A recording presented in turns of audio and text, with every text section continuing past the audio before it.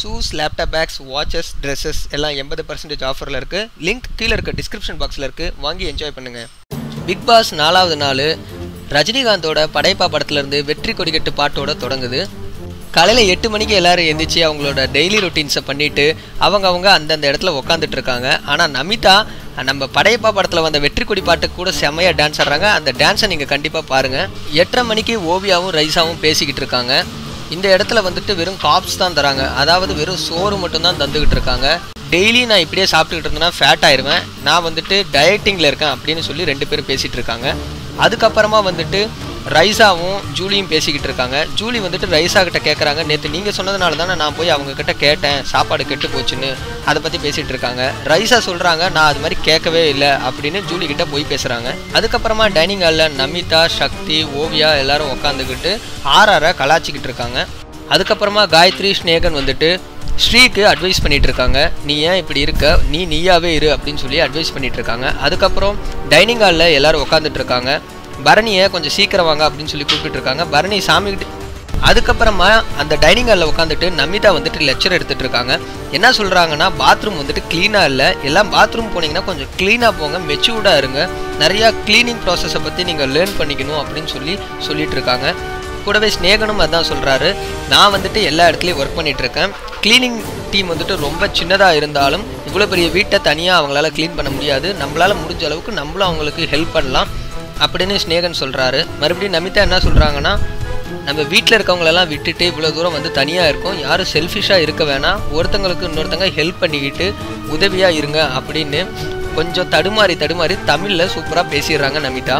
ஓவியா வந்துட்டு குறுக்கில் ரூல்ஸ்னு சொல்லி எங்களை இரிட்டேட் பண்ணாதீங்க, அது எங்களுக்கு சுத்தமாக பிடிக்கலன்னு சொல்கிறாங்க. உடனே நமிதா என்ன சொல்கிறாங்கன்னா, நீங்கள் இங்கே இல்லை எங்கே போனாலும் ரூல்ஸுன்றது ஒன்று இருக்கும், அது இருந்தால் தான் டிசிப்ளின் கற்றுக்க முடியும் அப்படின்னு சொல்லி அவங்களுக்கு புரிய வைக்க பார்க்குறாங்க. ஆனால் ஓவியா புரிஞ்சுக்கிற தன்மையில் இல்லை. ஆனால் ஓவியா என்ன சொல்கிறாங்கன்னா, நாங்கள் வந்துட்டு வயசில் சின்னவங்க, தப்பு செஞ்சால் நீங்கள் தான் எங்களை மன்னிக்கணும், ஒரு தலைவராக நீங்கள் எங்களுக்கு மோட்டிவேட் பண்ணணும், வந்து 4 நாள் ஆகுது, இந்த 4 நாளில் நீங்கள் எங்களை என்கரேஜோ பண்ண கிடையாது, இந்த வேலையை செய்ய அந்த வேலையை செய்யணும், எங்களை இரிட்டேட் பண்ணாதீங்க, அன்பாக சொல்லுங்கள், அதுக்கு தான் கோல்டன் வேர்ட்ஸ்லாம் இருக்குது அப்படின்னு சொல்லி ஓவியா புரிய வைக்க பார்க்குறாங்க.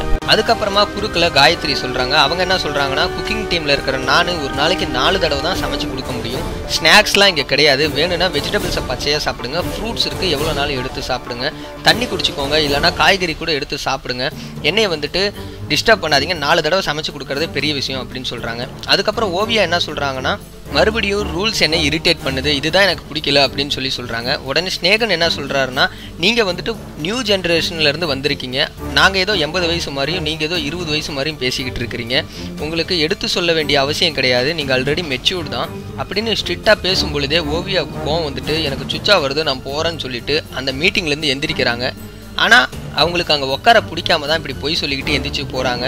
அது யாருக்குமே அங்கே இருக்கவங்களுக்கு பிடிக்கல, திருப்பி கூப்பிட்றாங்க. ஓவியா அதை கண்டுக்காமல் அவங்க பாட்டுக்கு நடந்து போய்கிட்டே இருக்கிறாங்க. அதுக்கப்புறமா ஓவியா திரும்ப வராங்க. வந்ததுக்கப்புறமா ஸ்நேகன் வந்துட்டு கோவப்பட்டுட்டு, எதுக்கு ரெஸ்பெக்ட் இல்லாமல் எந்திரிச்சு போகிறீங்க, ஒரு எக்ஸ்கியூஸ் கேட்டுட்டு போகலாம்ல அப்படின்னு சொல்கிறாங்க. பேச்சு அப்படியே ரொம்ப அதிகமாகி சண்டை போகிற அளவுக்கு ஆகி போச்சு. அதுக்கப்புறம் கணேஷ் வந்துட்டு ஸ்நேகனை வந்துட்டு கூல் பண்ணுறாரு. உடனே ஓவியா வந்துட்டு, நீங்கள் எனக்கு ரெஸ்பெக்ட் கொடுத்தா தான் நான் உங்களுக்கு ரெஸ்பெக்ட் கொடுக்க முடியும்னு பேசும்பொழுது கஞ்சா கருப்பண்ணனுக்கு கோவம் வந்துட்டு அவங்க என்ன சொல்கிறாங்கன்னா, தலைவர் பேசிகிட்டு இருக்கும்பொழுது நீ எதுக்கு குறுக்கில் பேசுகிற, கொஞ்ச நேரம் கம்முன்னு இருன்னு ஓவியா சொல்கிறாங்க. உடனே ஓவியா வந்துட்டு, நீங்கள் பேசாதீங்க, வாயை மூடுங்க அப்படின்னு சொல்லி பேசிடுறாங்க. உடனே ஸ்நேகன் அண்ணன் வந்துட்டு என்ன சொல்கிறாருன்னா, நீ ஸ்மார்ட்டாக இருந்தனா அதை வெளியில் கொண்டு போய் காட்டு, இங்கே காட்டாத அப்படின்னு சொன்னவொடனே கஞ்சா கருப்பண்ணன் வந்துட்டு ஓவியாவை பார்த்து என்ன கேட்குறாங்கன்னா, நாங்களாம் என்ன முட்டாளா, அவர் சொல்கிறத நாங்களாம் கேட்டுட்டு இருக்கோம்ல, நீ ஏன் இப்படி பண்ணுறேன்னு கேட்குறாங்க. அதுக்கப்புறமா அந்த டேபிள்லேருந்து எல்லாரும் எந்திரிச்சு போயிடுறாங்க. அதுக்கப்புறம் கணேஷ், சக்தி, ஸ்நேகன் எல்லாரும் தனியாக பேசிகிட்டு இருக்காங்க. சக்தி என்ன சொல்கிறாங்கன்னா, ஓவியா வந்து எல்லாரையும் தூண்டி விடுறாங்க, என்னையெல்லாம் தூண்டி விட்டால் எனக்கு சரியான கோவம் வந்துடும், என்ன பிரச்சனை நடக்கும்னு எனக்கே தெரியாதுன்னு சொல்லிடுறாரு.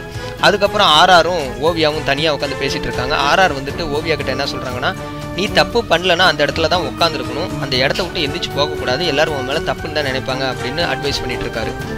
அதுக்கப்புறமா வெளியில் வந்துட்டு கஞ்சா கருப்பண்ணனும் வந்துட்டு ஓவியா கிட்ட பேசுகிறாங்க. நீ என்னை அப்பா மாதிரி நினச்சிக்கோ, நீ வந்துட்டு அங்கே துணியை போட்டுட்டு, அதாவது இந்த யூனிஃபார்மை போட்டுட்டு நீ அங்கே வந்த இடத்துல வந்து நில்லு, பாத்திரம் கழுவ வேணாம், அதெல்லாம் நாங்கள் பார்த்துக்குறோம் அப்படின்னு சொல்கிறாங்க. ஆனால் ஓவியா என்ன சொல்கிறாங்கன்னா, என்னால் அந்த வேலையை செய்ய முடியாது, யூனிஃபார்ம் போட்டுக்கிட்டு என்னால் அங்கே நின்று ஆக்டிங்லாம் பண்ண முடியாது, என்னால் முடியாதுன்னு தான் சொல்ல முடியும், மற்றவங்களை ஏமாத்துற மாதிரி தந்திரமாலாம் எனக்கு பண்ண தெரியாது அப்படின்னு ஓவியா சொல்லிடுறாங்க. உடனே இன்னைக்கு ஜூலியோட பர்த்டேவாக இருக்கிறதுனால அப்பா அம்மா கிட்ட ஆசீர்வாதம் வாங்கணும் அப்படின்னு ஆர்த்திக்கிட்டையும் காயத்ரிக்கிட்டையும் கேட்குறாங்க ஜூலி. ஸோ ஜூலி என்ன சொல்கிறாங்கன்னா, வையாபுரியை பார்த்தா எனக்கு வந்துட்டு எங்கள் அப்பா மாதிரியே இருக்குது, நான் போய் அவர்கிட்ட ஆசீர்வாதம் வாங்குறேன்னு போகிறாங்க. அங்கே போயிட்டு கஞ்சாக்கருப்பட்டியும் வையாபுரி அண்ணங்கிட்டையும் ஆசீர்வாதம் வாங்கிட்டு திருப்பி உள்ளே வராங்க ஜூலி. அதுக்கப்புறமா சோஃபாவில் உட்காந்துட்டு ஒரு கையில் பேப்பரை வச்சுக்கிட்டு நமிதா ஏதோ படிச்சுட்டு இருக்காங்க. என்னன்னு பார்த்தா அவங்க தமிழ் கற்றுக்கிட்டு இருக்காங்க. வீணாக்காதீங்க, தண்ணியை வீணாக்காதீங்க, எமோஷனை வீணாக்காதீங்க, தொடப்பம் அவசியம், வளர்ச்சி அப்படின்னு தமிழில் கற்றுக்கிட்டு இருக்காங்க. போகிறதுக்குள்ளே நான் தமிழில் ஒரு லெட்டராட்சி எழுதாமல் விட மாட்டேன் அப்படின்னு ஒரு வைராகியத்தோடு உட்காந்து படிச்சுக்கிட்டு இருக்காங்க. அதுக்கப்புறமா ஓவியாவும் ரைசாவும் வெளியில் உட்காந்து பேசிகிட்டு இருக்காங்க. அந்த பக்கமாக ஸ்னேகன் வராங்க. அவங்க ஸ்னேகனும் ஓவியாவும் கட்டி பிடிச்சி சாரி சொல்லிக்கிறாங்க. அதோட அந்த பிரச்சனை முடிஞ்சிச்சு. அதுக்கப்புறம் எல்லாரும் 3 மணி அளவில் டேபிள் கிட்ட உட்காந்து ஜூலியோட பர்த்டேவை செலிப்ரேட் பண்ணுறதுக்காக ஏதோ டிஷ் செஞ்சு அதை சாப்பிட்டு எல்லாரும் செலிப்ரேட் பண்ணுறாங்க. கணேஷோட ஒய்ஃப் நிஷாவுக்கும் இன்றைக்கி தான் பர்த்டே. ஸோ அதனால் கணேஷுக்கும் அதை ஊட்டி விட்றாங்க. கஞ்சா கருப்பண்ணனும் வையாபுரி அண்ணனும் என்ன பேசிக்கிறாங்கன்னா, பரணி வந்து எப்போ பார்த்தாலும் தின்னுக்கிட்டே இருக்கான், இதெல்லாம் என்ன பிறவி, வீட்டில் இருக்கவங்க எல்லாரும் பார்த்துக்கிட்டு இருப்பாங்களே, இப்படியா சாப்பிட்றது, எத்தனை காந்தி எத்தனை நேரு வந்தாலும் இவனெல்லாம் திருத்த முடியாது அப்படின்னு பரணியை திட்டிகிட்டு இருக்கிறாரு கஞ்சா கருப்பு. கணேஷ் பிக் பாஸில் இருக்கனால அவங்க ஒய்ஃப் கூட அந்த பர்த்டேவை செலிப்ரேட் பண்ண முடியல. வீட்டுக்கு திரும்பி வந்ததுக்கப்புறம் பெரிய சர்ப்ரைஸோட பர்த்டே செலிப்ரேட் பண்ணலாம் அப்படின்னு அவங்க ஒய்ஃபுக்கிட்ட பிக் பாஸ் மூலியமாக சொல்லிக்கிட்டு இருக்காரு. அதுக்கப்புறமா 15 பேரும் சோஃபாவில் உட்காந்துக்கிட்டு இருக்காங்க. நேற்று நடந்த டாஸ்கின் படி பாத்திரம் விளக்குற டீம் வந்துட்டு அந்த டிவியில் பார்த்த பிரபலங்கள் யார் அப்படின்னு அவங்களுக்கு மாலையை போடணும். இவங்க 4 பேர்த்துக்குமே கரெக்டாக மாலையை போட்டு டாஸ்கில் வின் பண்ணிட்டாங்க.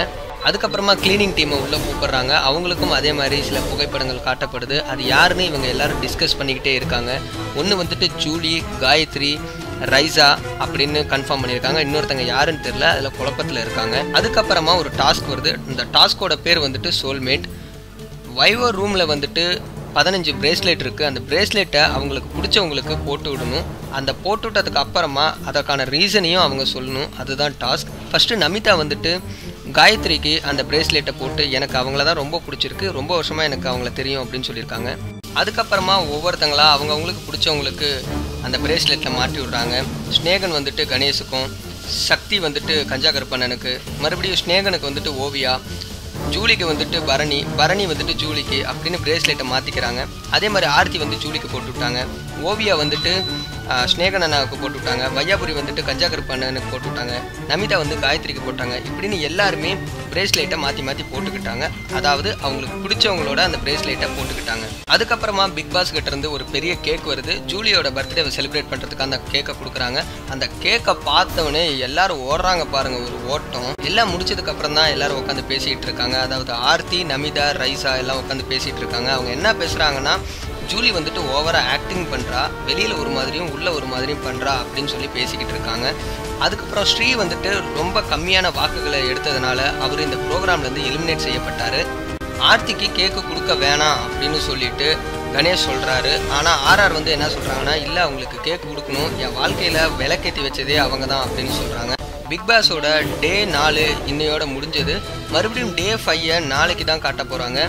பிக் பாஸில் இருக்கிற மற்ற எல்லா எபிசோடுகளையும் பார்க்குறதுக்கு கீழே உள்ள ரெட் கலர் பட்டனை கிளிக் பண்ணி நம்ம தமிழ் ஸ்பீடு சேனலை மறக்காமல் சப்ஸ்கிரைப் பண்ணுங்கள்.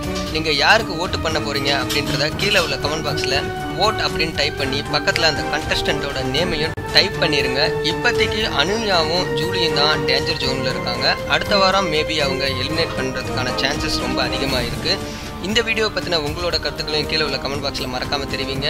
இந்த 15 கண்டஸ்டன்ட் ஒருத்தர் எலிமினேட் ஆகிட்டாரு. 14 கண்டஸ்டண்ட்டில் உங்களுக்கு பிடிச்சது யாருன்றதையும் கீழே உள்ள கமெண்ட் பாக்ஸில் மறக்காமல் தெரிவிங்க. இன்னைக்கு நிகழ்ச்சியோட ஹைலைட் என்னன்னா, கஞ்சா கருப்பண்ணனுக்கு வந்துட்டு பரணியை பிடிக்கல அப்படின்றதும், ஆர்த்தி, நமிதா உள்ளிட்ட பெரிய பிரபலங்களுக்கும் ஜூலியை பிடிக்கல அப்படின்றதும் தான். அதே மாதிரி ஆரம்பத்தில் சண்டை போட்டுக்கிட்டு இருந்த ஸ்னேகனும் ஓவியாவும் கடைசீட்டில் ஒரு வழியாக பேசி சமாதானமாகி அண்ணன் தங்கச்சி அப்படின்னு சொல்கிற அளவுக்கு போயிட்டாங்க. கணேஷோட ஒய்ஃப் நிஷாவுக்கும் ஜூலிக்கும் ஒரே நாளில் பர்த்டே வருது அப்படின்றதும் இந்த நிகழ்ச்சி மூலமாக நமக்கு தெரிஞ்சிருக்கும். இந்த வீடியோவை மறக்காமல் எல்லாரும் கூட ஷேர் பண்ணுங்கள். இந்த வீடியோ பிடிச்சிருந்துச்சுன்னா லைக் கொடுங்க. மேலும் பிக் பாஸோட எல்லா நிகழ்ச்சியும் பார்க்குறதுக்கு கீழே உள்ள ரெட் கலர் பட்டனை கிளிக் பண்ணி நம்ம தமிழ் ஸ்பீடு சேனலை மறக்காமல் சப்ஸ்கிரைப் பண்ணுங்கள்.